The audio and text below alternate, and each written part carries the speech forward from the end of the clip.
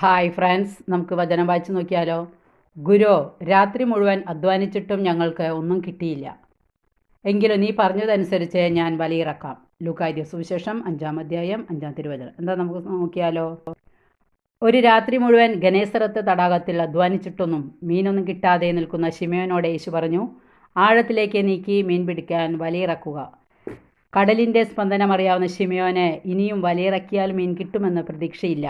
അവൻ പറഞ്ഞു, ഗുരു, രാത്രി മുഴുവൻ അധ്വാനിച്ചിട്ടും ഞങ്ങൾക്കൊന്നും കിട്ടിയില്ല. എങ്കിലും നീ പറഞ്ഞതനുസരിച്ച് ഞാൻ വലയിറക്കാം എന്ന വചനത്തിൽ ശിമയോൻ അറിയാം മീൻ കിട്ടുകയില്ലെന്ന്. പക്ഷേ യേശു പറഞ്ഞതനുസരിച്ച് വലയിറക്കി. വലയുടെ കണ്ണികൾ പൊട്ടും വിധം മീൻ കിട്ടുകയും ചെയ്തു. ഇതൊരു വിശ്വാസത്തിൻ്റെ പ്രവൃത്തിയാണ്. ദൈവത്തിൽ വിശ്വസിക്കാത്ത ഒരുവനും അത്ഭുതങ്ങൾ സംഭവിക്കുന്ന പ്രവൃത്തി ചെയ്യാൻ കഴിയുകയില്ല.